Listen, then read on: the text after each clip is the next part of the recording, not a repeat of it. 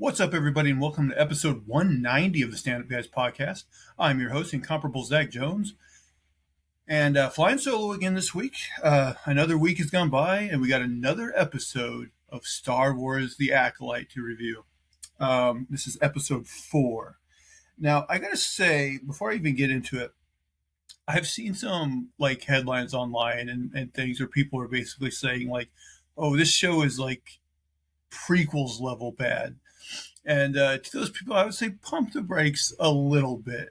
Although I do find this episode to be fairly mediocre. At least the performances are fine. You don't have any Jar Jar Binks level shenanigans or anything like that. So I don't think this episode is offensively bad, but it was to me very bland. Not a lot happened this episode. Certainly not a lot of action. Very dialogue heavy episode, which I'm not even entirely against. But this isn't snappy dialogue. This isn't Tarantino, dialogue. And I don't think we really learn much of importance this episode.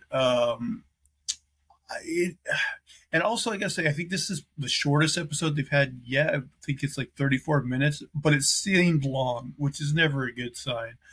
I just think this episode was really, really treading water.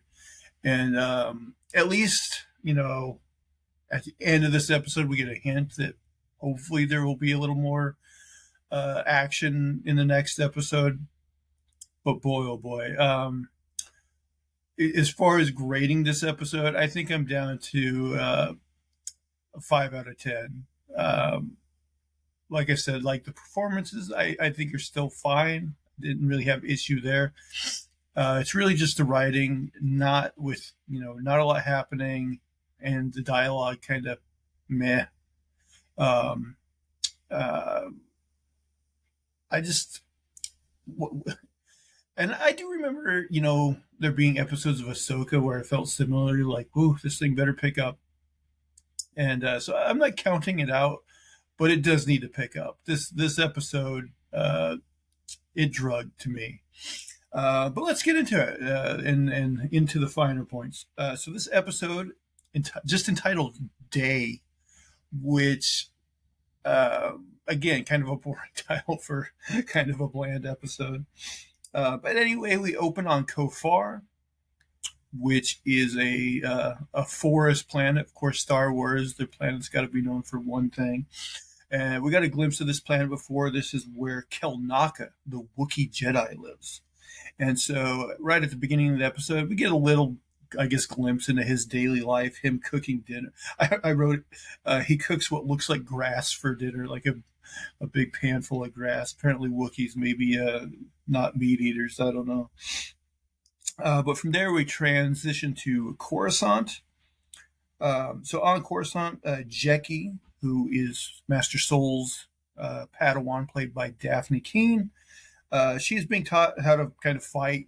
She's got the wooden staff, kind of learning little lightsaber fighting techniques.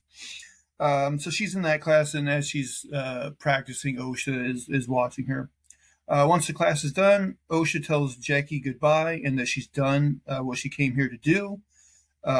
She thanks Jecki for helping find her sister and proving her innocence. Jecki says that she thought Osha would stay until they apprehended May. And Osha says that May is the Jedi's problem now and that she is not a Jedi. Jecki asks if she said goodbye to Master Soul, and she says she caused him enough trouble. Again,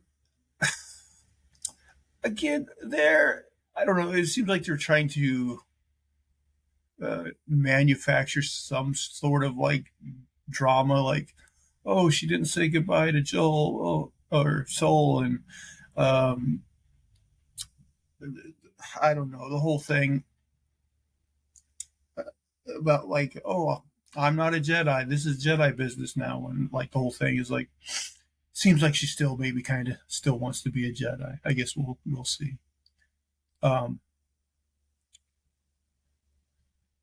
Okay. So now May lands on Kofar, her and Kamir, and Kamir tells her not to take off on her own because Kofar is a massively uncharted planet. He says, and also, well, I'll get into it in a minute, but I think we learn, it's at least hinted at in this episode, that there might be more to Kamir than he lets on. He says bounty hunters won't go into the forest of Kofar. I think she makes a comment like, "Oh, but you have," or whatever, and he says that he has, and he says it won't be easy to find a Jedi who doesn't want to be found. Now, I got to be honest, I blinked out of here a little bit, so I don't know, like, if he's been here before and like already knows where Kilnaka is, or if he's just saying like he knows how to navigate the forest, and like with him as a guide, like he'll be able to lead her there. I think the implication is that maybe he's been here before, and so he can help track Kilnaka down. So May seems surprised that he would risk his life for their master, but he says he's risking his life for her.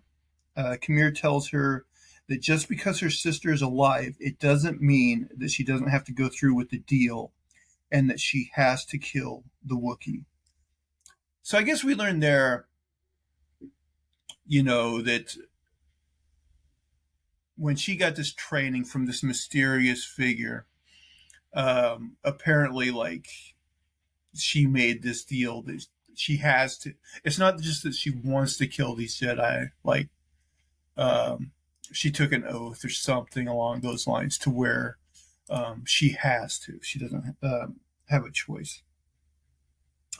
So now back to the good guy side. Sol and other Jedi watch a hologram of May.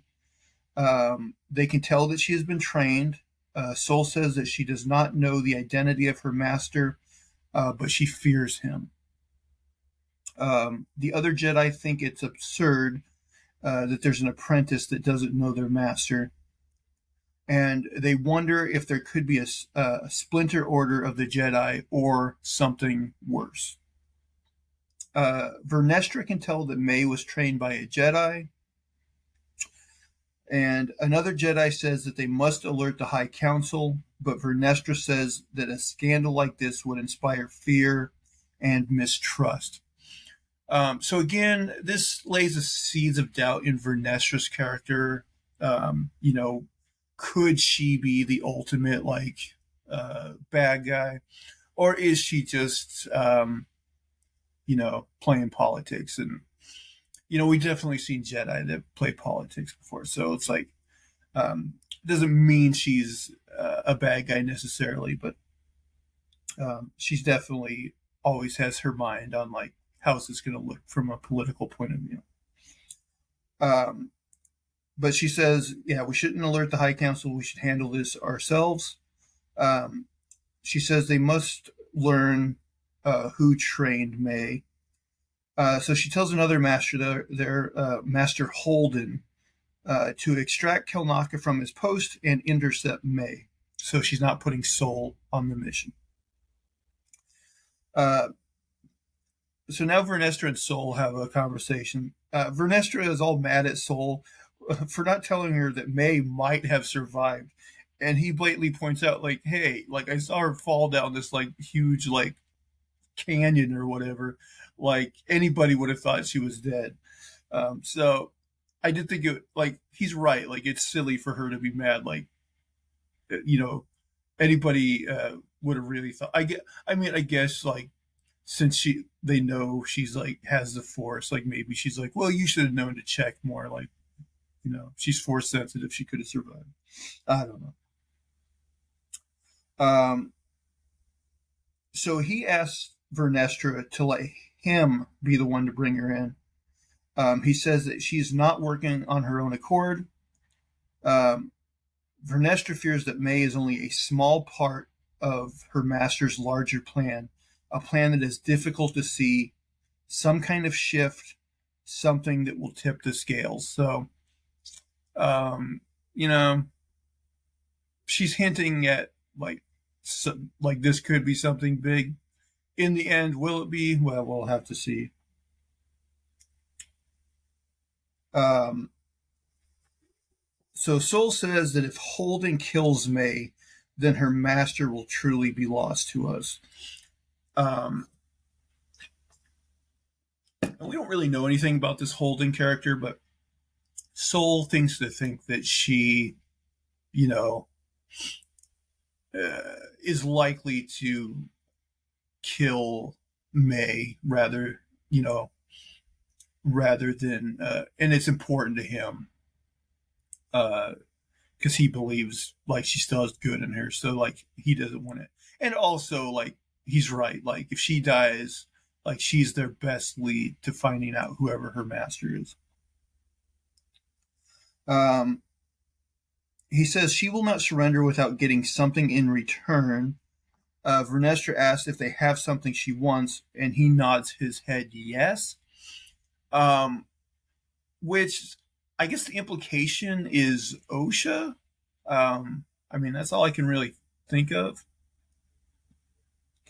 And seeing as how in a few scenes Soul is going to get OSHA on board, I'm thinking that's what he's referring to. So now we go back to Kofar.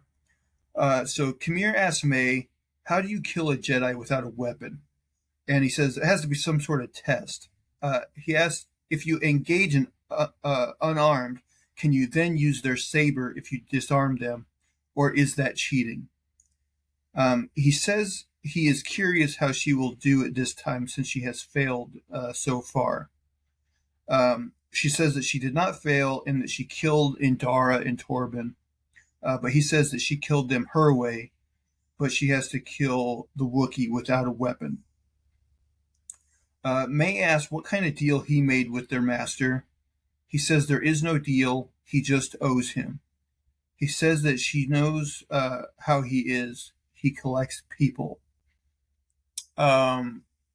Which, that's kind of an interesting line. Like, because really so far the only people we know that have him as a master are, you know, May and him. So, like, what are these other people he's collecting? I mean, I guess that's somewhat intriguing if they ever pay it off. That's one thing with this show where I'm like, this could be intriguing if they ever pay it off, and like, who knows? She says that she has never seen his face and asks Kamir if he has. He says that he hasn't, and then he spots the perimeter of the forest. She says that she cannot believe that her sister is Jedi scum. And she asks what her sister was like when he spoke to her. He says that she seemed in over her head. He says that she seemed really fond of that one Jedi master. And he's like, what was his name again? Soul? So I've heard some people online theorize that Kamir might actually be like the guy under the mask that we saw at the end of episode 1. And I don't know, but I do think I definitely see that as a possibility, especially given what happens in this episode. And with this line where he's like, what's his name again? Soul? Like, you get the feeling that he definitely knows his name is Soul, and he's like trying to gauge her reaction when he prods her about this. So, like, I definitely think, like, even if he doesn't end up being the guy behind the mask, like, he knows more than he lets on. He has maybe a higher position than he lets on. I do get the feeling that the mysterious guy behind the mask isn't going to be the highest guy in the pecking order. Like, there's going to be an even bigger, you know, Jedi figure above whoever that guy is.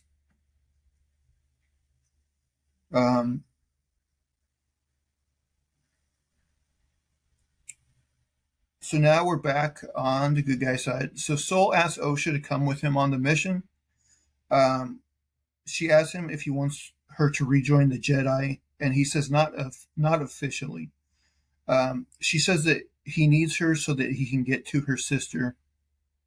She says that she can't. He says that when he told May that she was alive, that her eyes softened and she became a different person. He says that if she comes along, they will allow them both to go. I guess the Jedi Council. He says that he does not want to see May get hurt, and that he knows that Osha doesn't either. He says that there's still good in May, the part of her that loves Osha. Osha says that May is a murderer, and he says that she is still family. So Osha reluctantly agrees to go on the mission. Which is, again, is like, did any of us think that she was not going to go on the mission, like from the jump street of this episode? It's like, of course she is. Otherwise, there's no story there, right? They do a couple things here to try to get some humor, but none of it's really funny. Like, she takes a look at Sol and she's like, I'm not wearing that civilian robe. I'm like, civilian robe? Like, is she like talking about like the Jedi robe that he wears? I don't know. Yord says that nobody has heard from Kelnaka in over a year, and that he has been unresponsive to their warning transmissions. Also, along the non-humorous route, so on board, there's like this small rodent-like creature, and like Pip like sprays him with something. I feel like in Star Wars, there's a lot of these like little creatures, and most of them I just find annoying, this guy included. But alas, here we are. So Osha asks Jecki about that creature. Jecki says his name is Basil. Osha's like, is he on our side? So they land on Kofar, and Jecki asks a local if they've seen the Wookiee. And she's using like a universal translator type thing.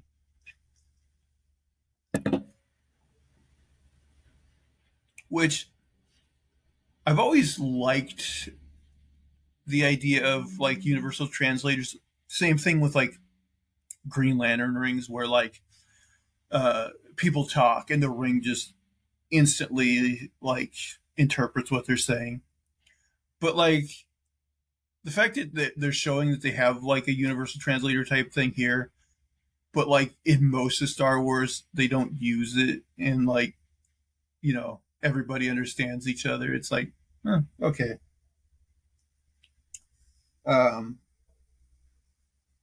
So Yord tells Osha that she's going to have to give him her blaster. She says that it's hers now, and he says, actually, it's property of the Jedi Order. He says that he will have to insist that she gives it to him.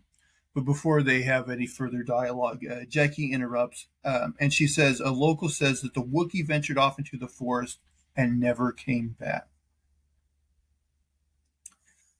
Sol sees the perimeter of the forest, and he says that Kelnaka is in there. Osha asks how are they supposed to find him in there, and Yord says that they have a tracker. So it's revealed that this Basil creature is a tracker, and Yord gives him like a piece of cloth to smell to get the scent of the Wookiee. So they're walking along some more. Osha asks Yord if he understands what Basil is saying, and he says yes. He says, although most Padawans want to learn Shiriwook, which I'm guessing that's like the Wookiee language, he took it upon himself to learn a language that is a little more nuanced. Osha says that he is upset that she is on the mission, but he says that he's only concerned about her safety. Osha asks Yord for a favor. She says that Master Sol believes that May can be saved. Yord says Master Sol is wise and that he must have reason to suspect May will listen to what Osha has to say. But basically, OSHA has him promise that if May does not listen to her, that Yord needs to promise to stop her, because she will not be able to do it. She says that she cannot hesitate a second time. So Yord says that May has always been OSHA's wound. He says maybe Sol brought her to face her, but maybe he brought her there to face herself. I kind of hate this dialogue. It's almost like that. Oh, if you don't control your anger will control you type of dialogue. And they're even going to basically there'll be a conversation here in a while between Sol and OSHA where he basically says the same thing again, and I'm just kind of like, oh god, is this episode over yet? Again, I don't know. Just some of the dialogue is, I'm just like, it's not captivating. So Basil stops in the forest and says that something smells rotten here. Sel tells the group to keep up the pace and keep down the volume. He says they don't know and don't want to know what lives out here. So in this section of the forest, these trees all have like huge like burrs on the side of them. And like OSHA, as she walks by, like touches one of them. And we find out that what she touched is actually some sort of creature that lives on the tree, almost like, I don't know, like a snail-like creature. And we see it like go up the tree. She turns around and she sees that creature is like now flying in the air, like towards her. Sol cuts it in half with his lightsaber, and he says, like, basically like moths, these creatures are attracted to light. Jackie asks OSHA what is wrong. She said that she could sense that creature. Also, yeah, so she's kind of getting in tune with the Force again. She's sensing these creatures. She said she could sense that creature, but she disturbed it, and now it's dead. And I'm guessing this dialogue has to be,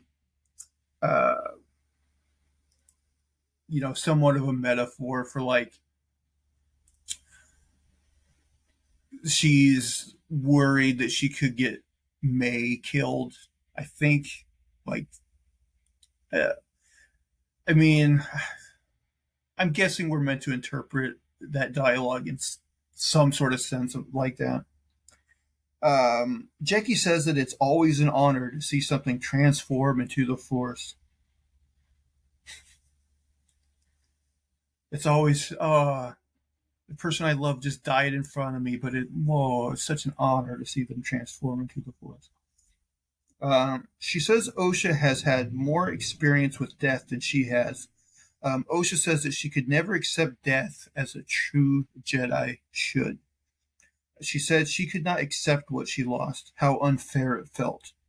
The resentment that she felt for her sister, even though she missed her at the same time. Jackie says that they are not defined by what they lose, but they are defined by what they survive. She says that OSHA has survived a lot. So now we're back to the bad guys. So Kimir tells May that they are only 10 minutes away. So I'm guessing if he knows that, then he has been in this forest before, and he basically knows where Kilnaka is. He tells May that they cannot stop right now because she's like wants to take a rest. She says that she has to fight a Wookiee without a weapon, so she'd like to take a rest right now. And she like takes a drink of water. She says that killing a Jedi without a weapon is not a test, and that her master calls it the final lesson. She says that her master says that your final lesson is the one you teach yourself. You will kill a Jedi without a weapon. Attacking a defenseless person goes against everything the Jedi stands for. How do you kill someone like that unarmed? It's not a test. It's impossible. And then Kimir says it's not impossible, and that she knows that. She says that she wants it more than anything, but it's impossible. She says that if she does not do it, he'll kill her. She says Kamir doesn't care, but he says he does. He says that she's losing her nerve and that they can't have that. So now we switch back to the good guys. Um, and I think at that point, like Kamir, he goes off because he's like, you know what? Yeah, take a rest. I'm going to go find you more water. So him and May split up a little bit.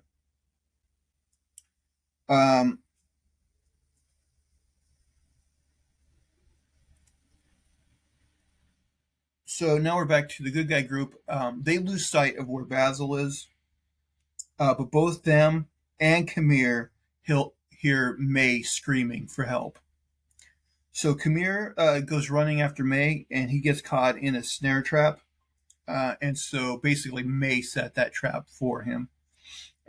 She's turning on him. So she tells him that she doesn't have to do this anymore, that she does not need to kill a Jedi without a weapon. She says he was wrong and that Osha being alive changes everything. She says that her loyalty is to Osha and not his master. She says that she will surrender herself to Kelnaka and then turn herself into the Jedi. Kamir begs her to stop and says that the Jedi will put her in prison. She says not after she tells him who she knows. So, for one, I don't know about how I feel about her, like, basically taking this babyface turn, like, so quickly. Like, it kind of makes her character a little less compelling to me. And also, she's like threatening to tell who she knows. But really, who does she know? She knows Kamir. She admitted she doesn't know her master. Like, who else does she know that would be useful information to the Jedi? They certainly haven't established that she knows anybody else that would be useful to them.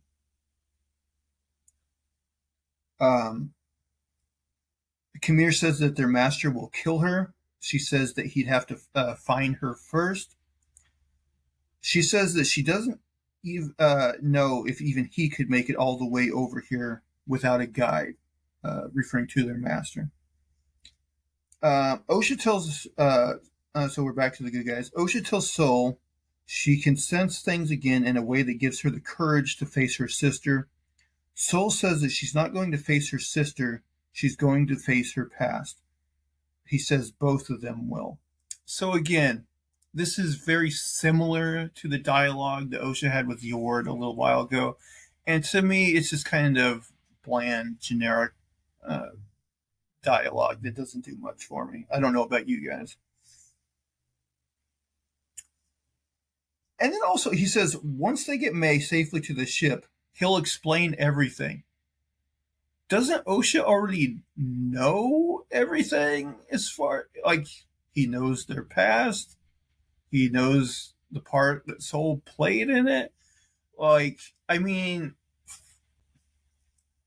I guess he could tell them that the Council of Jedis want to know, the identity of May's master and all that, but I'm suspecting Osha pretty much can also almost guess that for herself. So that line puzzled me a little bit, just as like, what does Sol have to tell her that she doesn't, already know? I don't know.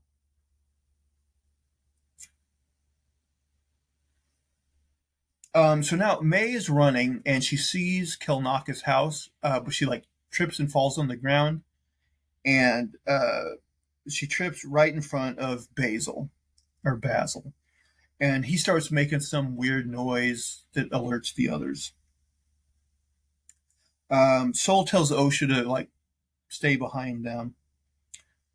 So May finds Kelnaka, but he's already been killed with a lightsaber. So she believes that her master is already there.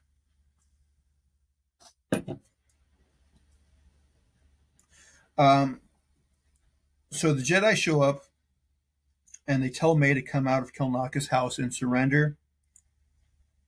But then we see a mysterious figure float down behind Osha. It's, of course,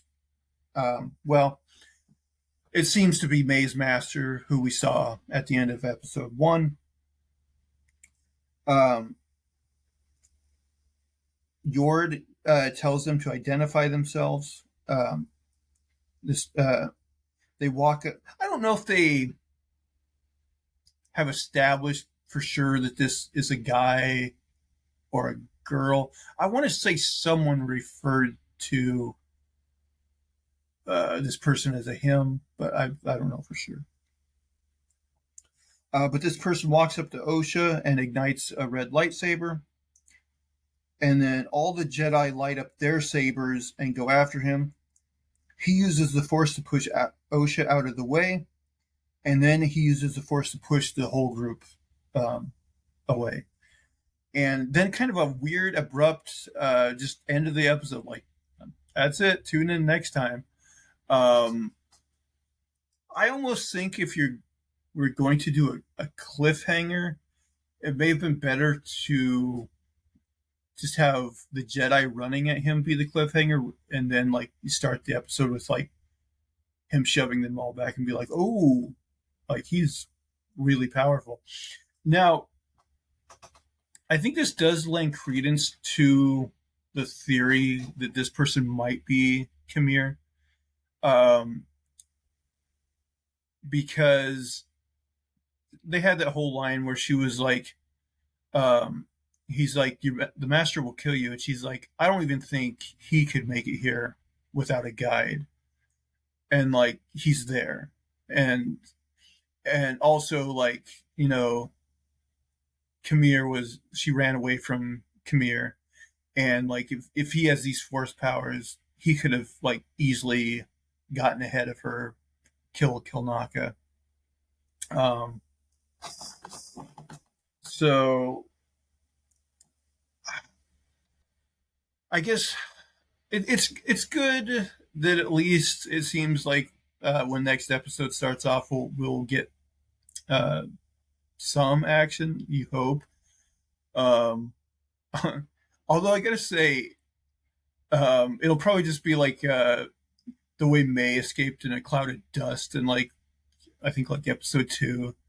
This guy will probably do the same. I don't know, because I can't feature that like he just like fights this whole cadre of Jedi and wins. That if he does, it makes the Jedi look very terrible. But yeah, again, overall, this episode I thought was just really treading water. I don't think we learned much. A lot of the dialogue for me kind of fell flat and repeated itself. And so yeah, all I can say, like on the upside, is like I still think all the performers are capable, all the actors, and at least it looks like we're getting to something a little more interesting. Fingers crossed. But again, I'm starting to that mid-season skepticism is definitely creeping in, where I'm like, can they possibly get our attention back, turn this ship around, get us intrigued again, and give us some sort of satisfying payoff. So far, it's been a downward trajectory for me. Again, I would rate this episode less than last episode, which I rated less than the first 2. So fingers crossed. And listen, I'm still hopeful. I know a lot of people didn't like Ahsoka. Overall, I did like that series, but it also had some slow episodes. But it is tough when you get a series as good as Andor, and then you're just like, man, you want everything to be that good, but you know that it can't. And even like The Mandalorian is, I would say, the fun quotient of Mandalorian hasn't been really rivaled by any of the other Star Wars series. So, yeah, I don't know what to. I don't have any solid guesses as far as next episode. I doubt we'll get a reveal of the mystery man as quick as next episode. They'll probably draw that out further. But hey, that would be a good twist. Is like because like I said, I do think at some point we're going to learn whoever that guy isn't the top of the food chain.